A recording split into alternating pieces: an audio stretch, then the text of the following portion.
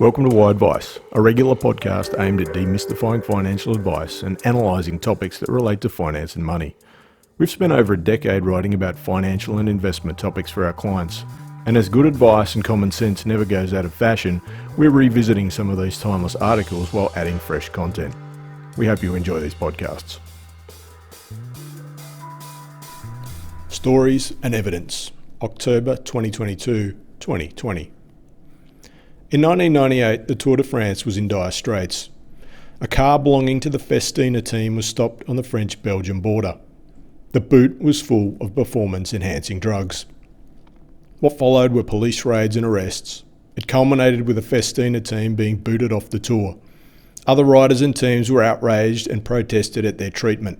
Fans were livid, booing and jeering at every turn of the pedal. 1998 was a dark stain on the history of the Tour de France. In 1999, a new story quickly emerged to blow away the dirt.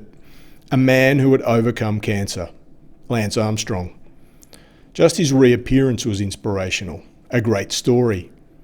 But then he took the lead in the prologue, an even better story. He relinquished the leader's jersey on stage 3, but by stage 8, Armstrong was the overall leader once again.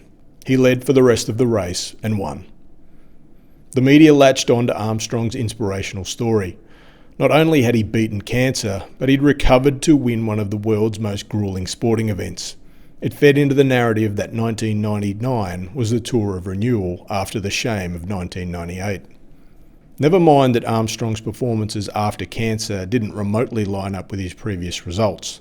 Yes, he had notched some success and was a talented junior athlete, but Armstrong was never so consistently strong, especially in some of the areas he was now dominant. However, wherever you looked, there was an excitable media person with a narrative explaining why Lance Armstrong was such a phenomenal athlete. Some even delved into Armstrong's physiology. One TV documentary, named The Science of Lance Armstrong, attempted to explain why Armstrong's body performed at a higher level or more efficiently than a normal human. In hindsight, it looks ridiculous. Many of Armstrong's physiological advantages were easily explainable. Prohibited drugs or blood doping were the reasons. Despite widespread belief in Armstrong's story, some weren't buying it. French cyclist Christophe Besson was hounded off the 1999 Tour after noting Armstrong's amazing performances and the abnormal speed of the Tour. Journalists Paul Kimmage and David Walsh were immediately suspicious. They tirelessly investigated Armstrong, his doctor, and his US postal team. David Walsh is often credited with being the most dogged pursuer of Armstrong and the man who brought him down. There is little more to it, but that's the perception. It took some time, but by 2010, Armstrong was under investigation by the US Justice Department. The game was almost up. At this point, a new story in professional cycling emerged to blow away the dirt. Team Sky. Team Sky emerged out of British cycling's come-from-nowhere success at the Olympics. It was led by team manager Dave Brailsford. As The Guardian notes, they arrived on the scene with a strong message behind them. The team was created in 2010 with an ethos of total transparency and zero tolerance for drugs, an antidote to the 2 decades of cheating and doping in the peloton that had gone before. What better message from a new team, as the Lance Armstrong story was heading towards its conclusion? Team Sky were quickly successful. Multiple stage and race wins in 2010, reaching podiums of Grand Tours in 2011. Then, in 2012, Sky rider Bradley Wiggins won the Tour de France. With Wiggins injured in 2013, Sky's Chris Froome won the Tour de France in his place. Quick success in cycling inevitably brings skepticism. Luckily, Sky and Dave Brailsford had some aces up their sleeve. Brailsford invited David Walsh into the Sky Inner Sanctum for 3 months. What better than having the man credited with bringing down Lance Armstrong giving your team the stamp of approval? Walsh wrote a book about his time with Team Sky. Whether Walsh knew it at the time, he was being used to give Sky a clean bill of health. The second ace was Brailsford's concept of marginal gains. He spun the story that Sky were better because they looked for every edge. Washing their hands properly, travelling with their own bedding, thoroughly cleaning their equipment.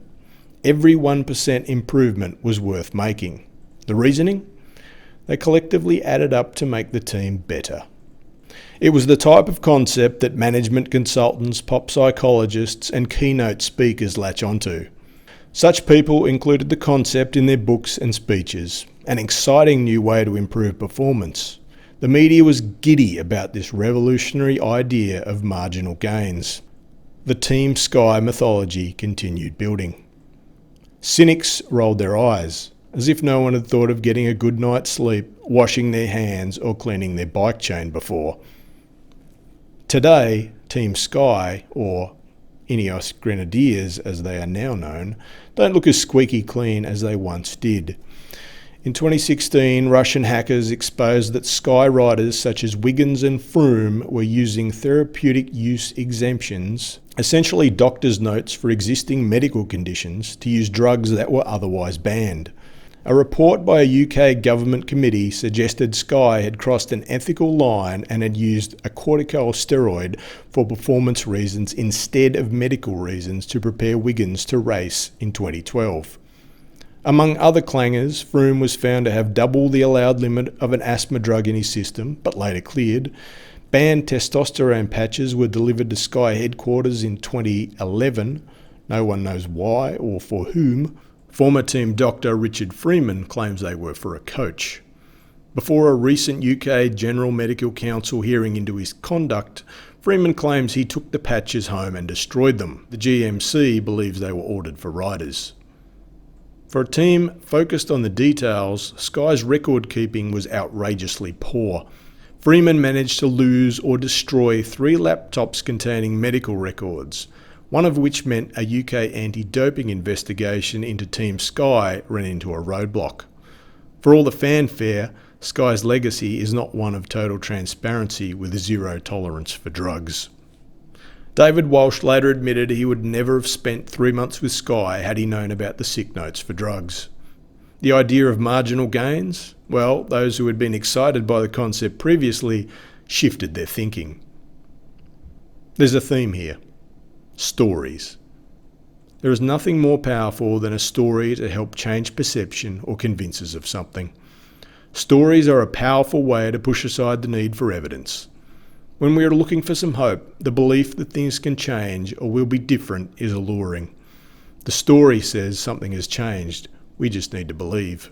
And finally, the last thing I'll say for the people that don't believe in cycling, the cynics and the skeptics, I'm sorry for you. I'm sorry you can't dream big, and I'm sorry you don't believe in miracles. But this is one hell of a race. This is a great sporting event, and you should stand around and believe. You should believe in these athletes, and you should believe in these people. And I'm a fan of the Tour de France for as long as I live, and there are no secrets. This is a hard sporting event, and hard work wins it. So, vive le Tour, forever. Thank you. Now is a dangerous time for many investors. People will say it's because there is more uncertainty and the outlook is more clouded. But the future is no more or less uncertain than it has ever been. The future is always uncertain. We are at a point where returns may be harder to come by. Ongoing stimulus will likely continue washing into equity markets, a great bonus for more aggressive investors, but the defensive parts of a portfolio offer almost no compensation. The most conservative investors will be the ones feeling it. That is the danger. Frustration will build, and nefarious types are aware of this. A very conservative investor recently walked into our office. Conservatism was no longer working for him. He received a cold call with an offer. This conservative investor was suddenly mulling over the story of a promised double-digit return. He wanted to know what we thought of the story. We told him not to bother. A 1% return is better than a 100% loss. Promises, guarantees, low risk, higher returns, safe. They are beautiful words, but all stories. Nothing has changed. The evidence says there is no higher return without increasing risk. There is no such thing as a guaranteed return. Everyone wants to believe in a good story, but a weak moment can be financially ruinous. Always ask yourself, who is telling the story and where is their evidence?